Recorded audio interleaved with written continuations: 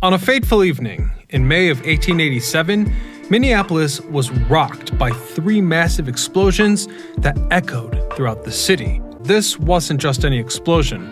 It marked the fiery demise of the Washburn A mill, the largest flour mill in the world at the time. The city of Minneapolis is located at a unique spot on the Mississippi River, allowing it to take advantage of an abundant natural energy source, St. Anthony Falls.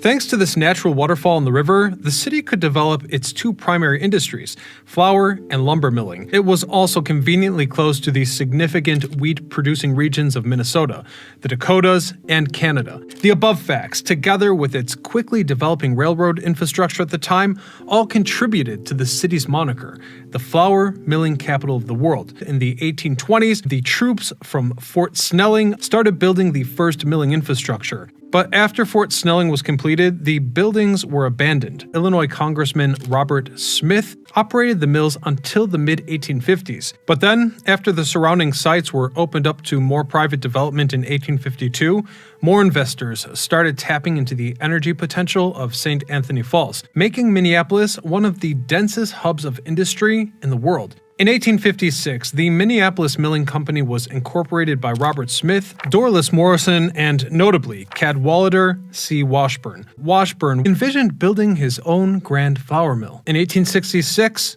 his mission was completed. Even though the people in the area considered the mill to be too big to turn a profit, Mr. Washburn soon decided to start constructing an even larger building. His new investment, completed in 1874, was made of limestone, reached over 6 stories, and housed 41 milling stones powered by turbines located 45 feet below the street level. It was claimed to be one of the largest flour mills in the world back then. Is it possible that the size of this building contributed to its later demise?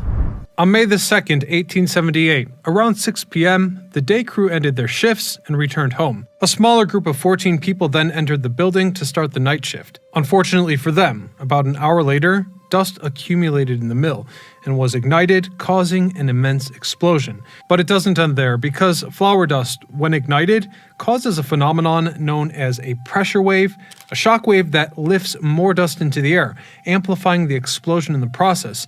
This effect often leads to secondary explosions. Temperatures in the building were so high that local firefighters had no way of even getting close to the building to extinguish the flames. Mr. Washburn immediately traveled to the disaster site and began planning the construction of yet an even bigger mill in the aftermath of this catastrophe. To his credit, he hired an Austrian engineer who incorporated state-of-the-art ventilation systems and dust collectors to prevent flour dust from accumulating in the new building. The new Washburn mill was completed in 1880 and remained operational until the Great Depression. The building was officially closed off in 1965 and almost burned down in 1991. It was later partially salvaged and now houses the Mill City Museum, which opened in 2003. And with that, I thank you all for watching. I hope you'll consider subscribing. Until next time, I'm Ryan Socash, signing off.